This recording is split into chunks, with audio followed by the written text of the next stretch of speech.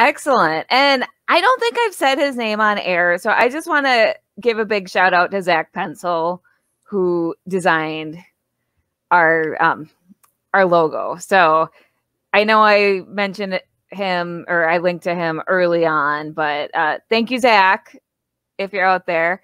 And I see our guest in the green room. So let me just pop up our banner. And just in case any of you tuning in didn't know, we're about to talk with Superman himself. So let's bring him in. Hello, George. How you doing? Hi, George. Good. Good. See ya. Thank you so much for being here. You're welcome. Is the connection okay? Yeah, Yes. I can hear you well. Okay, good. I'm going to turn your mic up a little bit, but otherwise your connection is just fine. There's no feedback or anything. Okay, good. All right. So how are you doing tonight? I'm doing fine. Where are you guys located? I'm in Ohio. I'm talking over you. I am in Wisconsin. Oh, okay. I'm in the birthplace of Superman. Oh, nice. Well, technically a little south of it because it's in Cleveland, but okay. close enough. Perfect. What about you, George? Are you out in California? Yeah, I'm out in Los Angeles. Yep. I'm in my little booth here, my little recording booth, and yeah, just doing a little bit of work and joining you guys for a little snack here. Excellent. So are you doing like recording work for a show? Yeah. No, actually, it's a I'm narrating a book right now, so just trying to. Yeah, it's I do a lot of that, especially during since the pandemic. It's been pretty busy, so waiting for other stuff to sort of get going. It's been good to stay busy, you know. Yeah. All right. Well, first things first, just want to say hi to the Geek of Steel, Luke. He's in England and he's very excited. Hey there, Luke. What's up? And then we have our first fan question before Tyler and I get into our questions. Kristen would like to know what it was like to work with Christopher Reeve and switching channels. So kind of Superman versus Superman. Yeah, it was really neat. I did this movie when I first came to LA, and Superman, the live action movie, had just sort of, well, not just, but several years before, and I was a huge fan of his. And when I got this part in this movie, it was a big deal with Kathleen Turner and Burt Reynolds, and it was going to be Michael Caine, but then he couldn't do it, and then Burt Reynolds and blah blah blah. But Burt Reynolds was a huge movie star at the time, so it was really fun. But Chris Reeve, all my stuff was with Chris Reeve, and so I spent 2 months, hanging out in Toronto and Chicago, and going out to dinner and hanging out, and it was just it was surreal and really really fun. But I did, at the time, if you'd told me that I was going to voice Superman, that many years later, I'd have said what? So it was like neat. Foreshadowing. Yeah, exactly. That is pretty incredible. So. Yeah.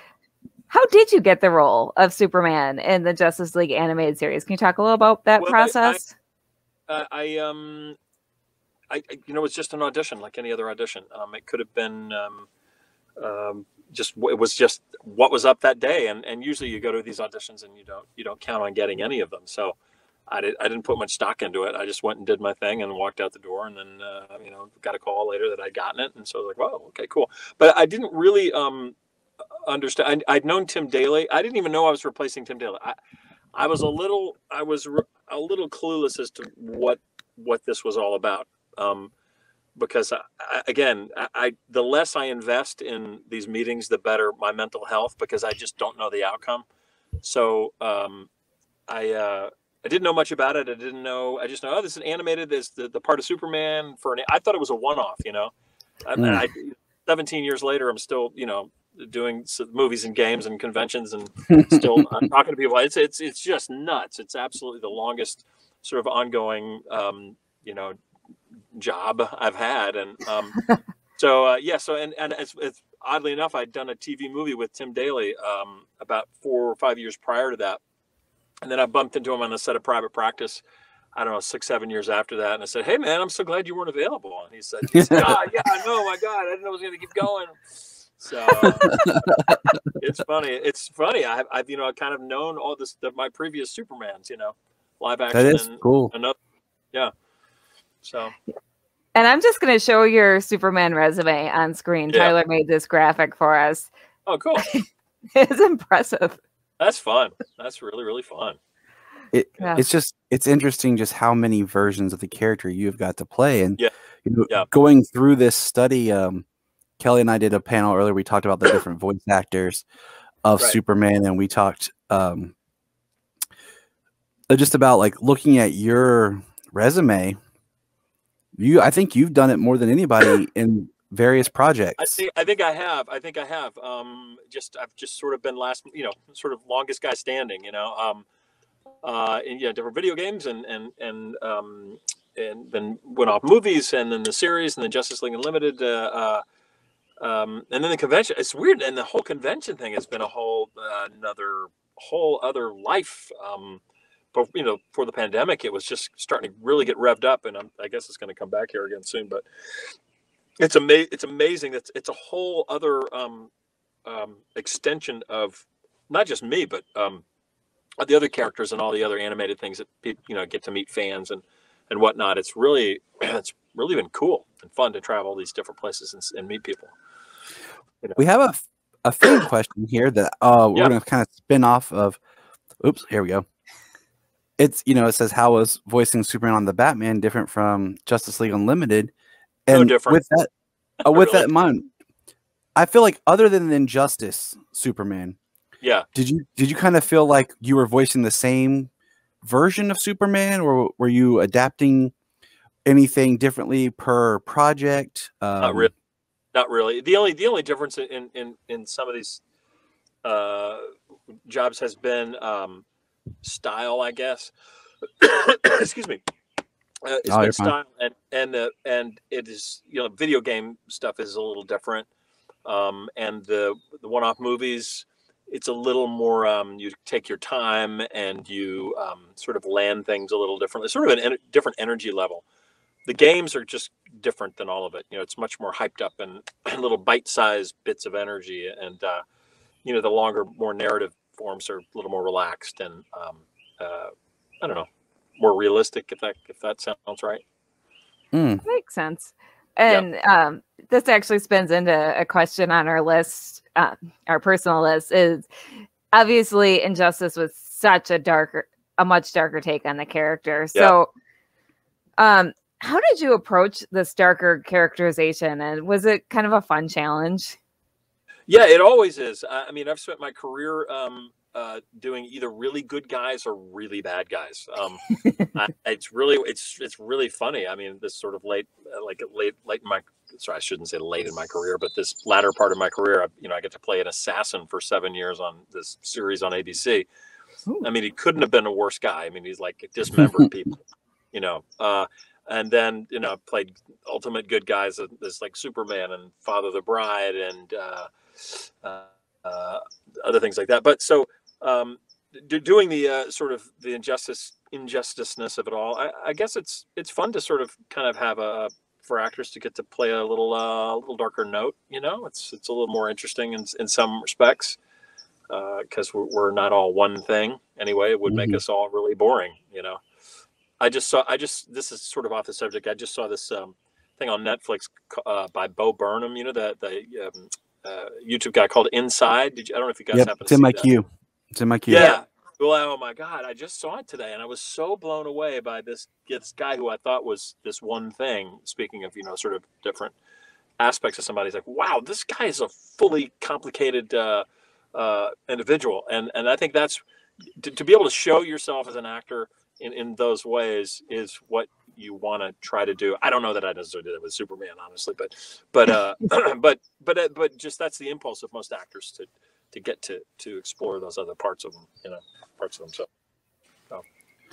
I agree. So just want to show Luke showing his appreciation for how big a part of the Superman mythology you are. And thank you. I think he speaks for all of us. It's been an honor. I'll tell you, it's been an honor and a pleasure, because very rarely do you get to do things that you get to connect with folks and have them sort of tell you how much your voicing meant to them as a kid and as they've grown up, and especially with Netflix and these sort of binging availability of folks have been new fans that have come up who had discovered it as an adult and continue on that I've met. So it's really been an honor, especially with an iconic character like that.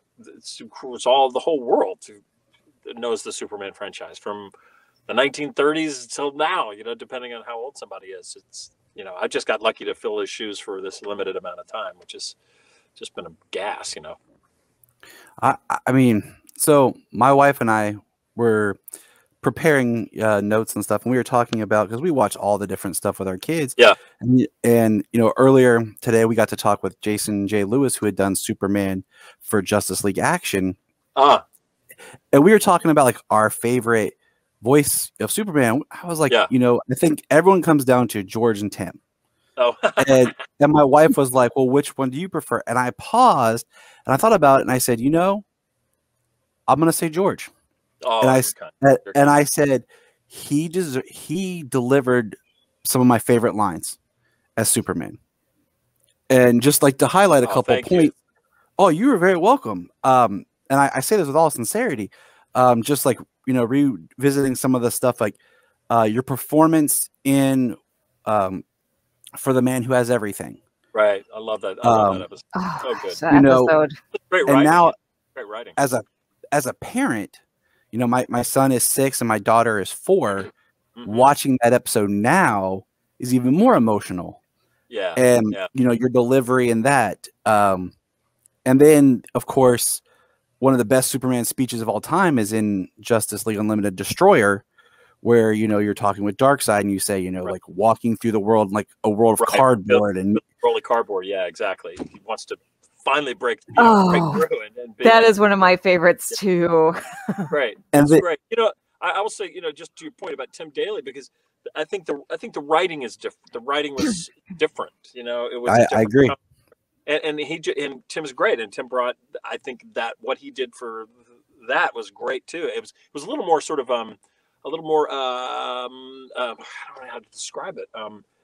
I think my writing and my, I guess, who I am as a person is a little more idealistic maybe, and a little more serious and idealistic, I guess, is a little more black and white. And I think Tim was a little more sort of wise, a little to the wisecracking, a little bit to the side and funny, or maybe a little funnier. But I just don't think the writing was the same. It was just a different take, more serious take.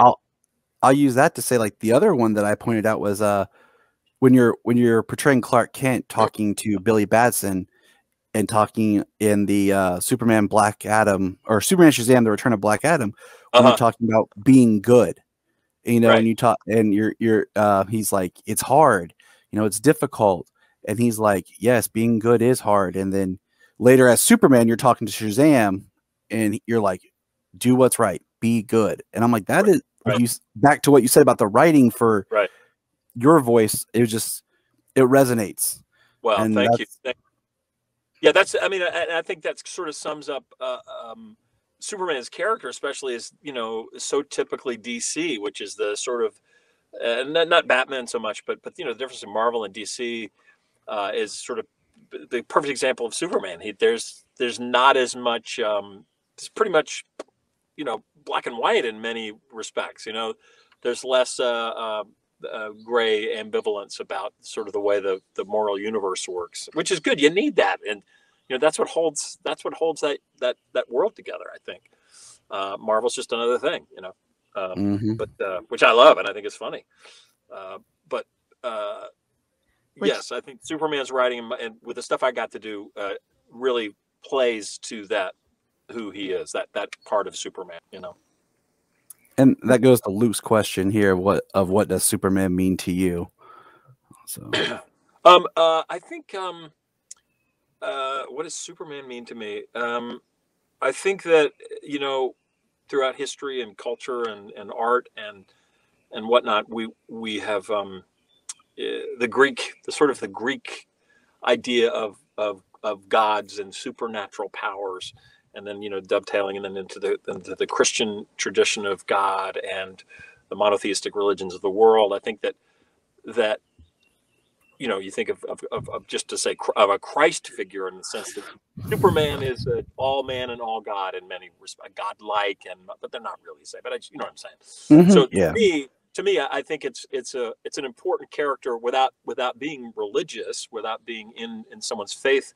It is a man who has superhuman and supernatural abilities and powers, and also tries to be fully human at the same time. To me, that is kind of what we all aspire to. You know, we are our flawed selves. We are the people that try to get it right and always fall short. And at the same time, here's a character who appeals to your better nature and says, "It's okay, get back up again and keep trying to making yourself better and making it better for others." You know, no matter how hard it is. You know, Superman gets the crap beaten out of him a lot. As a matter of fact, I got electrocuted way too much for my comfort. So were they actually electrocuting you in the studio to get actually, realistic sounds? Electrodes to my heels, and it really hurt. No, but they were very much about reality. Like they wanted real emotion. I mean, yeah, exactly. So that's how voice acting works. What'd you say? That's how voice acting works, right? Exactly. It's like shock and reward, you know, like the rats in the experiment. But anyway, that's what it means to me. Just that I relate to it in that sort of dualistic way that Superman is written, you know. Luke says a perfect answer. Thank you so much, sir. I agree. So before we do any more comment questions, I have my own question. So how did you prepare for the role of Superman? Did you read any comics or watch anything? No, I didn't really prepare too intensely, other than the fact that you know, I was familiar with comic books. I'd read a fair amount of comic books when I was a kid, but I wasn't really a big Superman comic book guy. I didn't really follow us.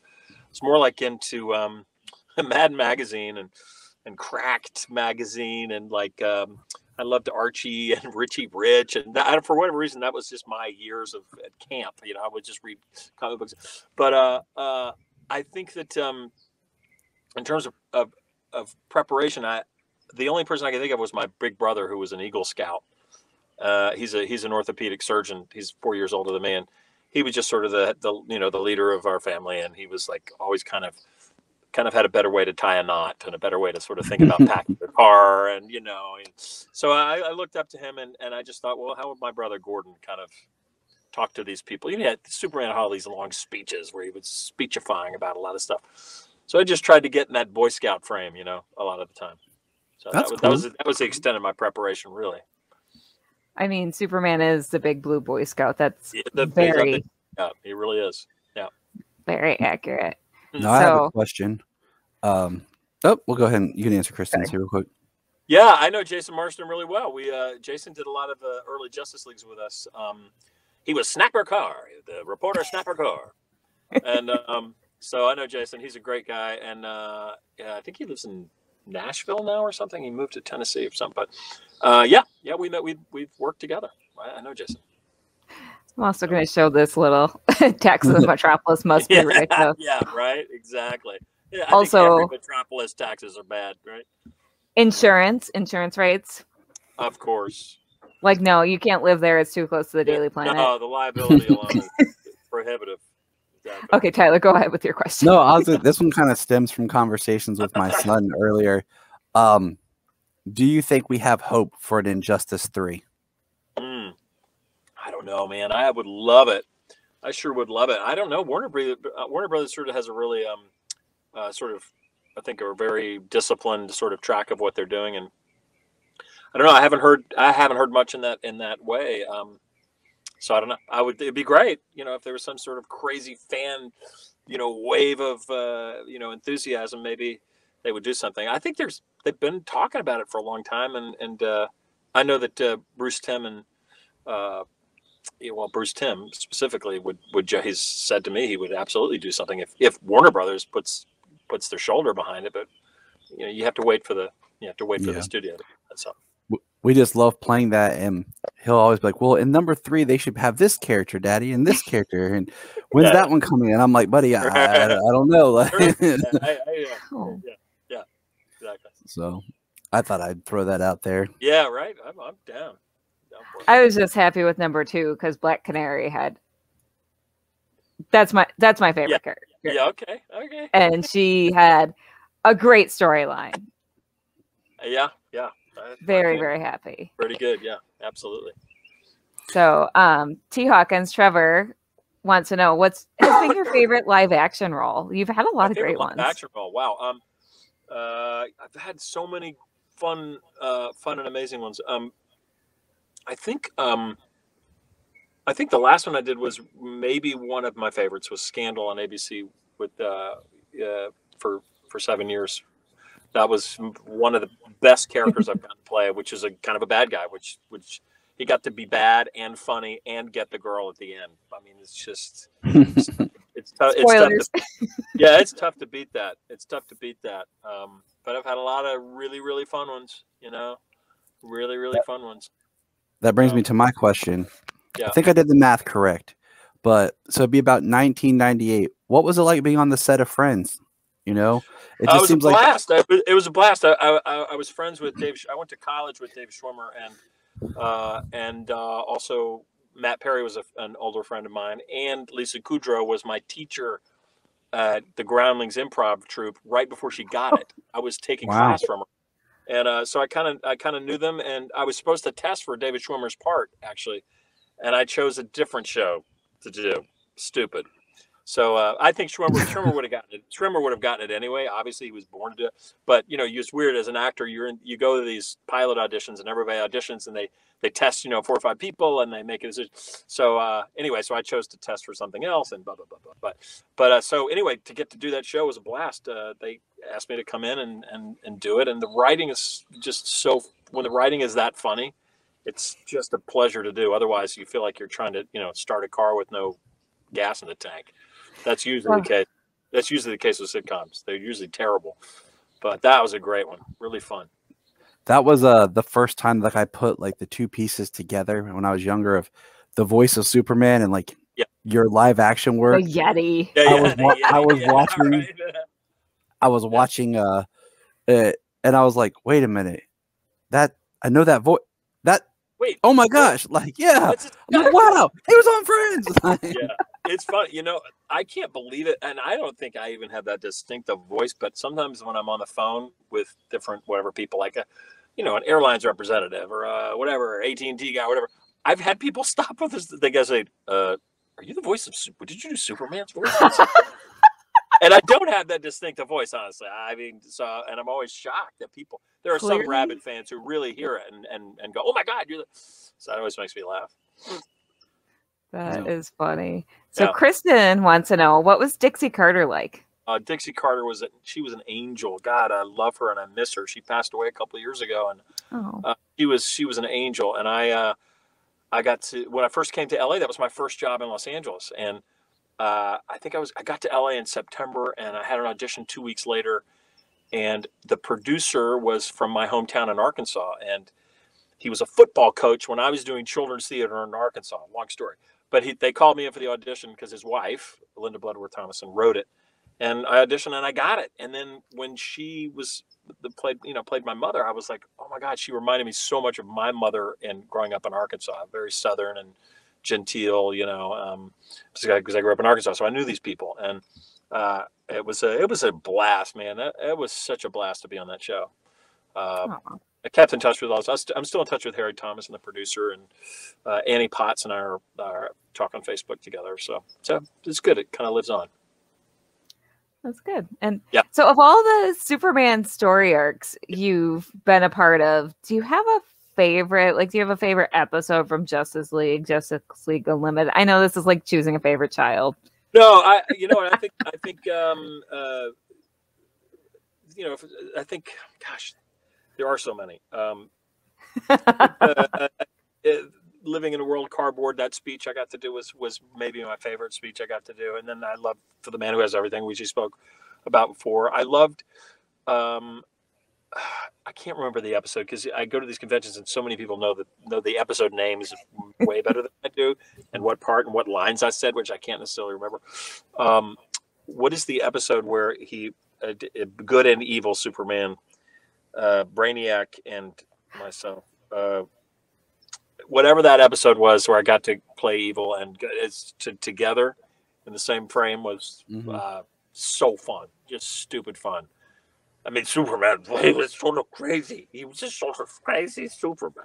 I don't remember the episode, but that was a blast. So you know what? Another great, and like we were talking about, like the lines that you delivered in the speeches was, you know, that you got to adapt the film version of Whatever Happened to Truth, Justice, and the American Way, which was Superman versus the Elite. Yeah, and I'm just, like, as we're talking, I'm sitting here thinking more and more like, man, you did get some really great writing for your Superman to perform.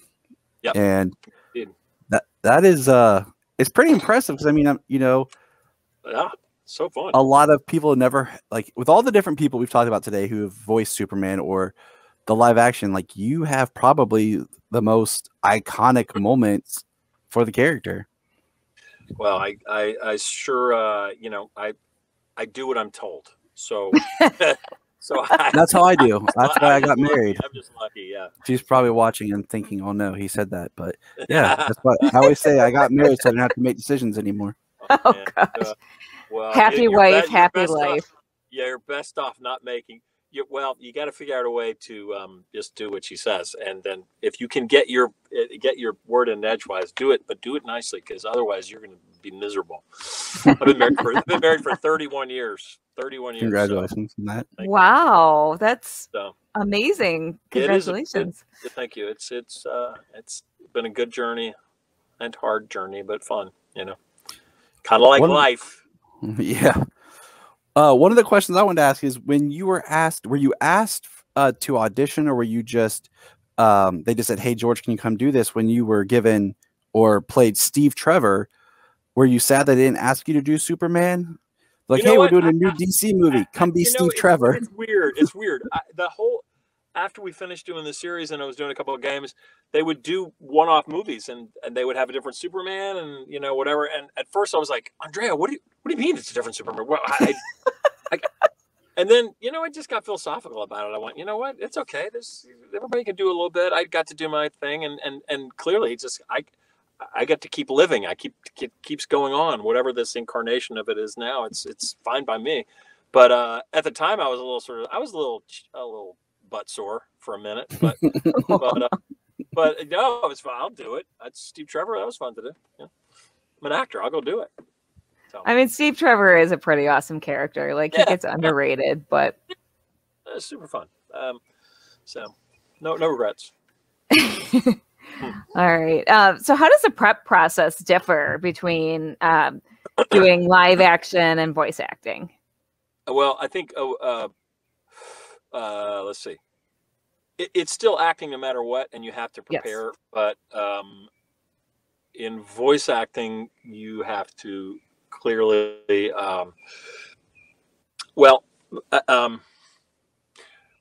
on camera, there's a lot that's portrayed by what is unsaid.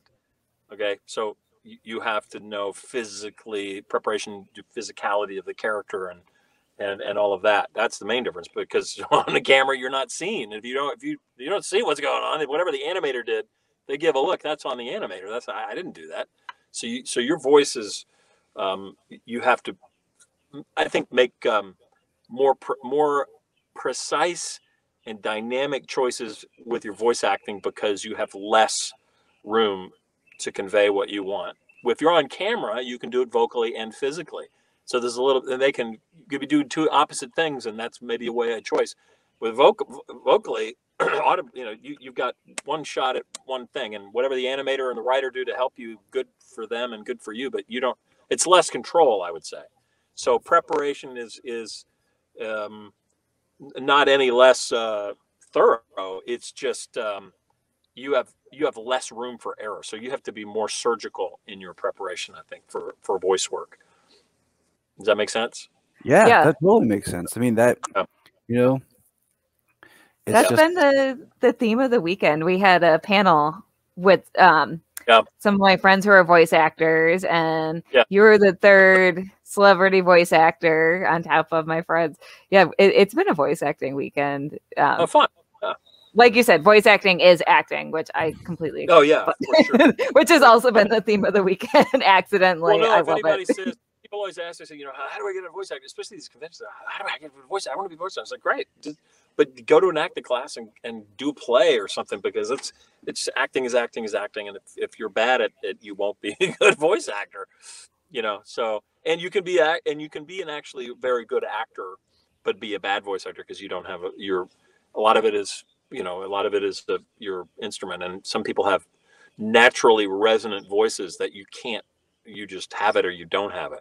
Mm-hmm. But then after that, then you're either a good actor or a bad actor. But someone like Clancy Brown is a friend of mine who plays Lex Luthor, right? And his head is huge. His literal cranial cavity is large, and his voice, he'll say hello, and it's just naturally resonant. It just vibrates in his skull. So he's going to sound amazing doing anything. Yeah. And he's a great actor on top of it, which makes it even better. Someone like me who's got an average-sized cranium, and I was a singer, so I have facility, but I don't have any sort of thing that jumps out and says, "Wow, I love that scratchy voice that guy has," or "Wow, he's like." So this is just more work on my end, I think, to try to to do different kinds of characters and voices. It's harder for me because I have to stretch more in other ways. So, what you were saying just a moment ago about the choices you make, like physical, I think that would translate back to where you were saying that some actors just aren't good voice actors because they're used to maybe communicating more in the physical realm of right. I mean, like right now I'm talking with my hands. I do it all the time without thinking about it. It's very hard for me to like just sit here hands down. So that would make sense to being a great actor, but then it doesn't translate to being a great voice actor. Right. And it goes the other way. That's true. That is true. Absolutely. So how did you get into acting? I started doing children's theater in Little Rock, Arkansas when I was 12. And I just liked it, and it was a really good program where I was, and I started, I don't know, I just kept doing it. And coming from a small town, a lot of people have small townitis in the sense that they're like, okay, I got to do something exceptional. I got to do something that's really different. And maybe I was a show off or something. I don't know. I was third kid of four. But I wanted to do something that was different. And that theater was where it felt different. Something felt magic and different about it, And I as it turns out, I did have ability, and it's not always the case, but I was a ballet dancer and a singer for a long time. That was my first. I did musical theater, so that was all I did until I was in college. Then I started branching out and doing other stuff. So I became an actor because to me it seemed like kind of a magic place, kind of a different, dark world, a dark, quiet box where stuff happened that was so cool. And just, I don't know how to describe it. When you go see a great play or something, is there something like silvery in the air? There's something like kind of magical about the darkness and the single spotlight on someone that you go, oh, there's something happening here. I guess you could analyze it and talk about it. It's cavemen, around a fire or stories or whatever. But for me, being in Arkansas and doing theater to me felt different. And I wasn't a regular kid, I guess, But who is? I'm normal, but I wasn't. I wanted to do something or try to do something special or different, You're among the freaks and geeks here. I don't think any of us were regular kids. Yeah, I was definitely not a regular kid. Listen, I took ballet and I played the flute, and I was in the South. And so, I'm surprised I didn't get my butt kicked on a regular basis. I didn't, but you know what? It made me, I was proud of it. And I was good at it. I was good at the things that I did. And if you kind of hang in there and you just own it, the people who are quote unquote, more conventional people in your world respect you when you have a conviction about something that you love to do. So you're convicted and passionate, people respect that. Unless you're a serial killer, that's a whole nother thing. I mean, yeah, maybe don't follow that passion. Yeah, maybe yeah. don't. Please. Yeah, there's some issues there. Yeah, clearly. So now, is there any projects you have coming up that you can talk about? I know that a lot of times actors are like, can't talk about it. No, you know what? I did something before the pandemic. It was a series called Dirty John, the Betty Broderick stories. I played Christian Slater's lawyer, and that came out, a couple months into the pandemic. And after that, I was locked down. There was nothing. So, and then sort of political changes in the world, and George Floyd and all that stuff, and we've had just a big change in projects being done and stuff. So at least on camera for me, I've just not had that much 57-year-old white guys. There has just been less by nature of what's going on, and I totally get it. So there's been a lot less activity that way, but voiceover stuff I've stayed pretty busy. So I don't have any projects to talk about necessarily yet. Hopefully soon. Don't take that comment out of context. You know what I'm saying? It just means that. Oh no! My world, they've been writing for me for 30 years, and now finally other folks. Yeah, no, I'm not as busy as all I'm saying. Oh, no, George, we're tabloid news. We're gonna splash a headline and be like, George Newbern, angry old white man. No.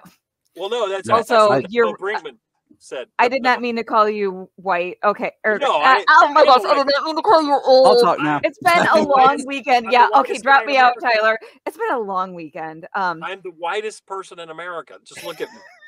So, hey, here's a great question. Yeah. Thank you. Would you like to go back to musical theater or acting on the stage again? I would love to do musical theater if it comes up again. Although I must say, doing so much, I do a lot of book narration, and it's exhausting, and it kills my vocal cords. It wears me out. So I've been doing so much over the last 6 years that for me to do a musical again, I would literally have to stop narration, I think, for 4 or 5 months and just literally rest and build up again. And then I would love to do it, but I don't know if it'll happen. Maybe. That'd be great. We had a comment earlier, and I feel bad for missing this in my research, but it's been a busy time as I'm preparing to move, that you voiced and did the audiobook of Sean O'Connell's book. Where was about Zack Snyder's yeah, Justice League. Yeah, I did it. It was awesome. Really cool. Really fun. Really neat story. I felt horrible because I interviewed Sean earlier. And somehow I missed that. Like, here I am. I'm like, oh, I missed two things here. It's been a long day. That was cool. But it was an honor to get to do it. And I didn't know, I was not aware, honestly, of all the, the backstage drama that was going on, or just sort of the movement of getting his cut out. That was a big deal to get that done. Yeah. That never happens. So I mean, I think just from a filmmaking point of view, I really liked it a lot. It was long, but I loved it. It was cool. From just a film point of view, like the fact that I was saying, from just a film point of view, like the idea of like the director's cut process, not even just that it's a comic book film, just that whole thing is crazy. I heard someone stated it'll be studied in film school and stuff for years of how the process and the two different versions and. Oh yeah. The Sean's book was really detailed and down to the last bit, and it was an exceptional event, regardless of it. You're right, being a superhero, they don't have the time or money to ever go back and they make a decision and that's it. Director's cuts are usually really longer, but the thing about this was they brought in somebody else that had a totally that didn't make any sense, honestly. I don't know why they should have had him finish. Yeah, it was so stupid, but it was crazy and better. I felt for Ray Fisher all throughout that, but then when that cut was released, I was like, whoa. I was so happy for him that his hard work got shown. Yeah. And then the actors, they were caught in between, a rock and a hard place, and at the end of that too. So, would would you ever travel up to Vancouver and appear on one of the CW shows and like a small like cameo or anything? Heck yeah, in 3 seconds I would. I love working in Vancouver. I've worked there a ton. I love it up there. I do it in 3 seconds. I just, Absolutely. you know, one thing I've always appreciated with like, especially like with Superman, like it seems like that character and that world really pays homage to legacy. You see previous actors come back for parts, especially with the Lois Lane character. You see like the previous Lois come back as maybe the current Lois's mother, you know, depending on the time frame and stuff. Yeah. I wanted to do that. What was it called? Infinite World? Oh yeah, Crisis on Infinite Earth. Yeah. I wanted to be in that or do something in that, but it didn't work out. I don't know, but oh man, that would have been awesome. I know, right? I would have geeked out. I mean, I think you could play I think you'd make an awesome Jor-El. Like, you know, if you put you in, that'd be so fun, super fun, right? Okay, everyone tweet this. Tweet that. It happened. Well, you can't. It's only. But. Yeah, George Newbern for Jor-El. Let's make that happen. G-O for Jor-El. That's right. That'd be amazing. That'd be amazing. It would. I mean, I know that you did an episode. I think it was just one episode of Grimm, right? It was just the one. Yeah. That was one of those like shows. And what's funny about that show is like the fact that the actor who plays the Grimm, I always say, man, he'd make a great Batman. I tell my wife all the time, like when that show first started, and then he voiced Batman because for the longest time I was holding out like he should be Batman on CW. Who was that? David. I can't pronounce his last name. No. David starts with a G. I'm horrible with name pronunciations unless I hear it. But Dave Grimm. Yeah. Okay. Yeah. I think I know who you're talking about. Yep. So, yeah, the main Grimm. The main Grimm. Yeah. But. So, George, do you want to talk a little bit about the other audiobooks you've worked on? I'm a huge audiobook fan. Gosh, you know, I've done almost 400 audiobooks, and you can go on Audible and check them out. I've done a ton of biographies. I've done, I just finished a Dr. Dolittle, The Voyages of Dr. Dolittle. I'm doing a biography now about Doug Tompkins, the guy who, he was CEO of Esprit Company, and he was a big conservationist. He just recently passed away. So, but gosh, I did go to Audible. Yeah, check it out. It's almost 400 books so far, and I've done a bunch of science fiction. I did all the Otherworld series by Tad Williams. I think is his name, Tad Williams, and that was bananas. I get these books, and the science fiction ones especially are. I had 150 characters in one of those books, and I have a big list. I just write the characters' names down. And I have to assign a voice to them, and I have to refer and remember track of who's talking and what accents I can do. And that's the other thing. I don't want to appropriate accents, but at the same time, if it says someone's Indian or Hispanic, and I'm having to do all the characters, and you're in your car listening to this book, or you've got to differentiate them, right? So, right. I just happen to be the narrator, so I don't know. I'm trying to be sensitive. Yeah. It's crazy. It's a whole nother thing. So how do you prepare for like the audiobook? Because I was sitting here thinking as you were talking, it's a complete other animal. It is a complete other animal because you're acting, you're directing yourself, you're acting all the characters, you're editing it. As I've got Pro Tools up here. I mean, it's just I can just show you my session right now if I can. Hold on, get it to come up here. Where is this? Hold on. We've got my computer here. So this is, swing it around here. That is what I'm working on right now. So that's the waveform of the book, right? So like wherever I am, I'll go here and I'll record. So this will, this is my daisy. So this will give me 3 seconds before I'm talking, and now I'm recording new material, right? So it's recording us talking right now. That's happening.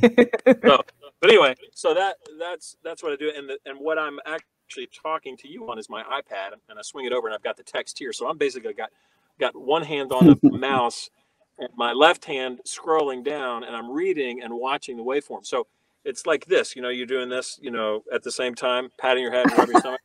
So the audiobook world is very different because you have to be sort of a jack of all trades.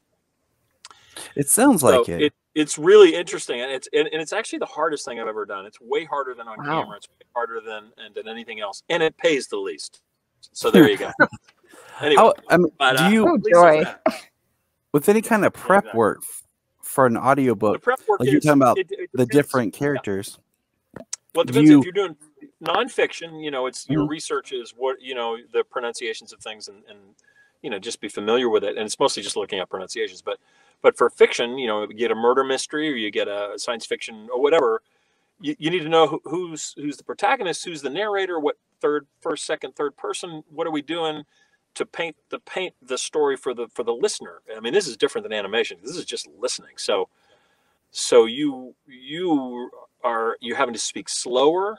You're having to paint a picture with your voice in a way that is different than animated voiceover, than commercial voiceover, than on camera. And I don't know, it's really hard. And you have to do it. I'm sitting in the studio for 6 hours a day, and it's not for the, faint of heart. Wow. But it's cool. It's cool. It's actually really satisfying work, but it's just freaking hard. It's just hard. Because I get bored. I'm like my attention span of a squirrel, and I'm like, I want to look at my phone or whatever. But you just have to be engaged, and I shouldn't say I get bored. I'm just saying I can't not focus on it 100%, and it's not my personality. I have to really work at it.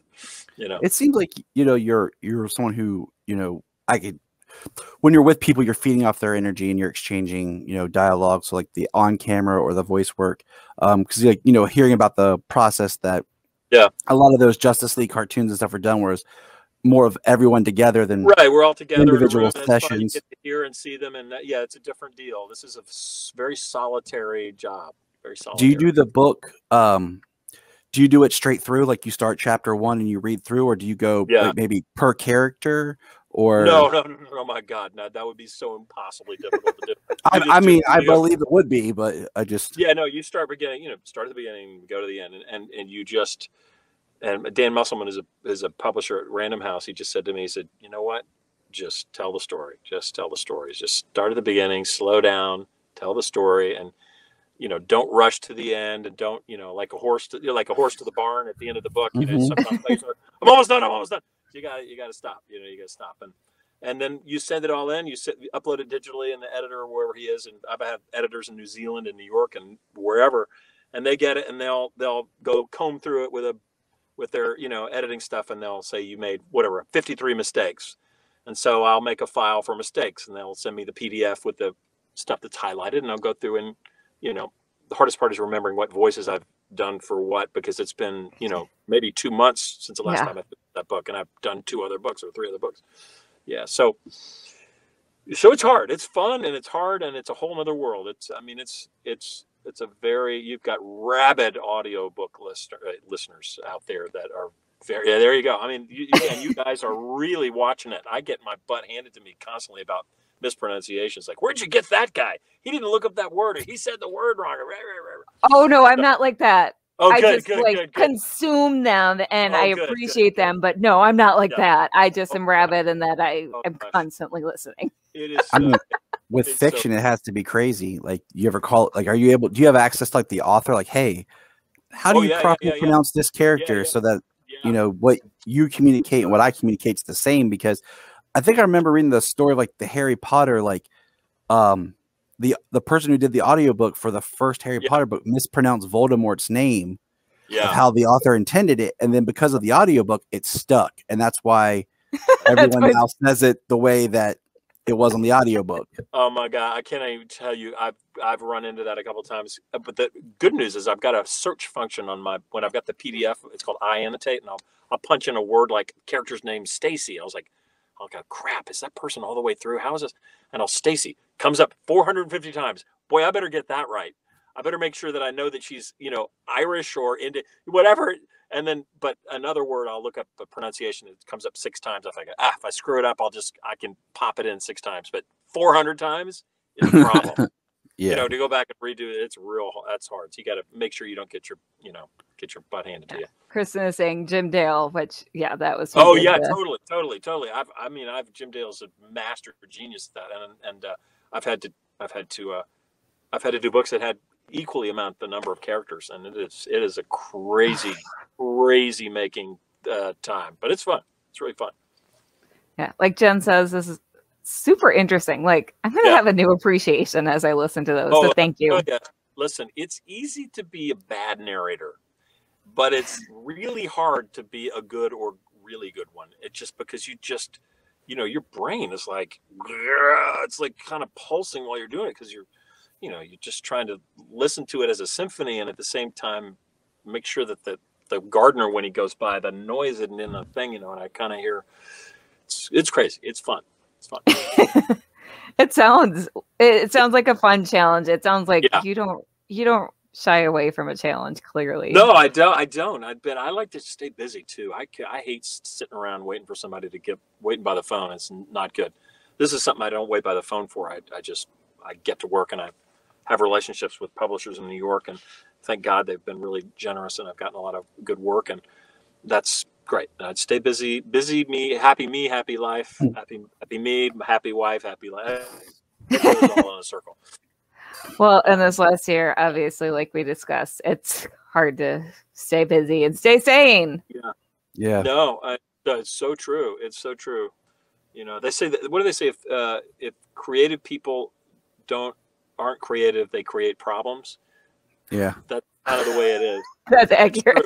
So creative people need to stay busy at something creative in some respect, or else they will really, That's why you have so much, dysfunction, I think, and with actors, writers, directors who turn in themselves and drink and drugs, and the whole thing is just because they either have too much outlet or not enough outlet for who they are. So that's very true. Have you done any other virtual cons in the last year? Say what? No. Anymore. Oh my gosh, I am botching this interview. I am sorry, George. I showed up as Lois Lane, and then you got like bargain basement Lois Lane, whatever that is. What? No. Okay, have you done any other virtual conventions in the last year? A bunch. I did a ton. I did a bunch of GalaxyCon stuff. Gosh, I don't even know. I don't know. GalaxyCon, I guess, is a company, and I've just done a bunch of them. I don't know if they were specifically for a certain city or not. I don't even know. I've done a ton. I feel like once you start saying yes to one of the bigger conventions, they just keep asking you. Honestly, hopefully I want to go in person, because they're better and funner and longer, and you get to see more people. But otherwise, they got the virtual ones are nice to at least keep moving and keep doing stuff. But I completely agree. I miss in-person cons. Like that's why we started this, was to kind of take the place. And of course, it's good for a while. I don't think it can take its place, but it's good as a sort of a bridge situation. Yes. I think so. But luckily, things are starting to get back to normal. Yeah, absolutely. So, Kristen says we hope to see you in Metropolis for hugs.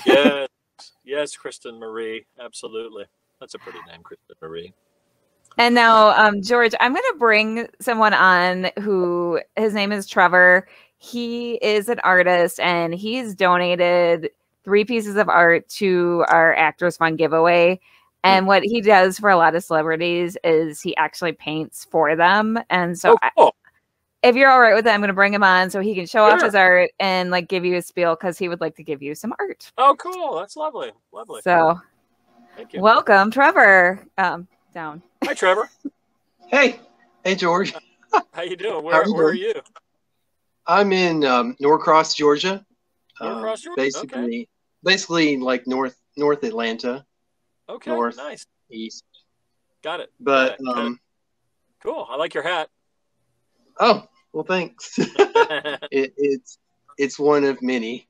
But I just want to say thank you for all you do and all you've done with the Superman stuff, and you've made my life a lot happier. Thank you, Trevor. But when I started going to the Superman celebration, like in 2008, I'm an artist that does pop culture stuff. I call my work intuitive pop, because it's basically like if Monet and Warhol had a car crash and their work collided, that's kind of how I feel about it. Yeah, but that'd be crazy actually. But as well, you can be the judge in a second. But I usually, when I meet celebrity, I just decide to say thank you. I do 2 paintings, and usually used to, I would do one in an arena that they do well, that they're known for, and then usually I might dig something obscure. In your case, I'm strongly tempted to do 2 Supermen. But anyway, here's was the one that Helen Slater signed for me. Like, she didn't keep this one. This was her. Oh, that's neat. That's neat. Smallville. Cool. Diane. Neat. And Jeff East. Yeah. Nice. And I got both of their signatures on different years. Cool. This was one of my first. It was Ned Beatty. Oh, Ned Beatty, nice. I've worked with Ned Beatty. Ned Beatty was in Switching Channels with Chris Reeve in that movie. Margot. Nice. Sure. Like this. Very nice. And as far as the voice, this was I'd given a painting to Tara Strong, and I did this one. Kind of did a mashup between. Oh, cool! Yeah. Between several of her voice parts. Cool. Love it. So anyway, I would love to send 2 things on to you through your, sure, channels. Thank you so much. And if you would autograph one and send it back, sure that would be. Sure will. That'd be great. Thank you. Oh, yay. But thank you all. And again, thank you. And you're welcome. Yeah. Oh, I was going to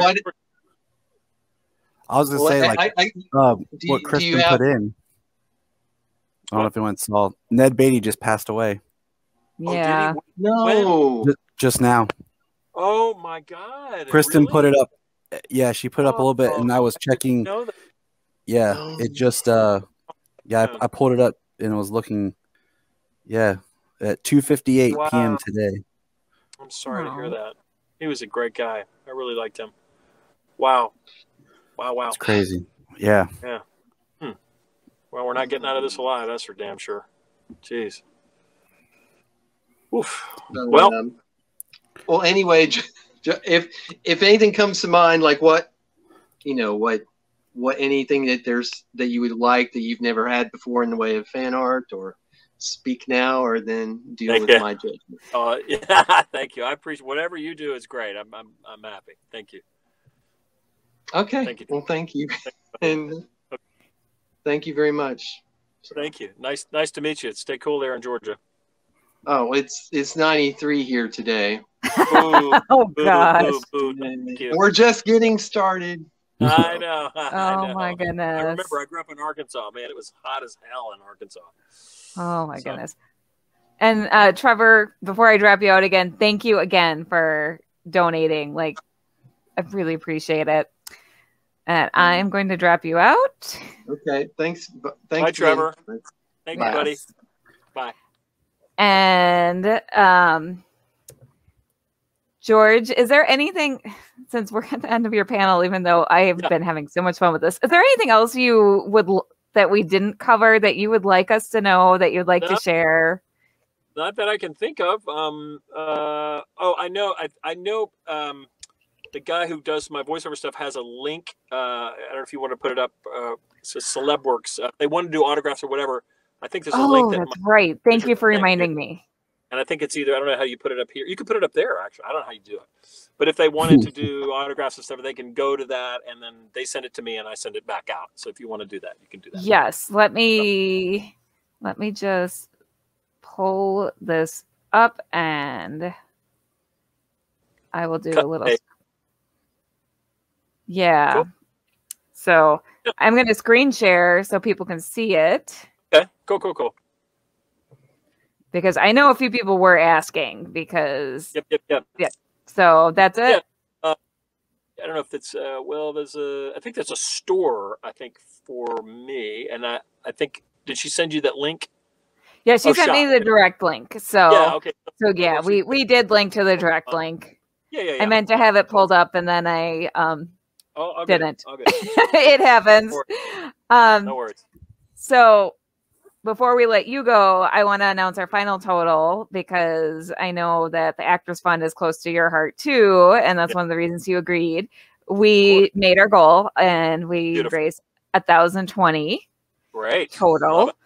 Great. So yeah, considering how small we are, I'm pretty proud of that. That's really great.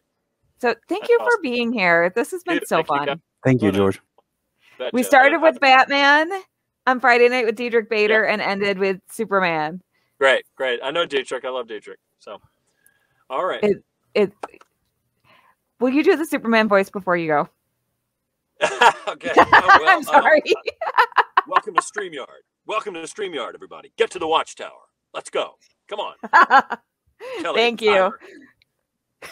I shouldn't have put you on the spot. I've been doing that all day. It's mostly me yelling. It's just mostly me yelling. So there you go. I watched the first couple episodes of Justice League, just rewatched them, and I'm like, wow, poor George did a lot of grunting in these. I did a lot of screaming and grunting and being electrocuted. All of that. Did they just like torture you? They did. I didn't enjoy that. That was my least favorite part of it. All right. Well, good to meet you guys, and we'll see you again soon. Good to meet you, George. Hopefully see you in person. Okay. Have a great night. Thank you. You too. Thank you. Bye-bye. Bye. All right.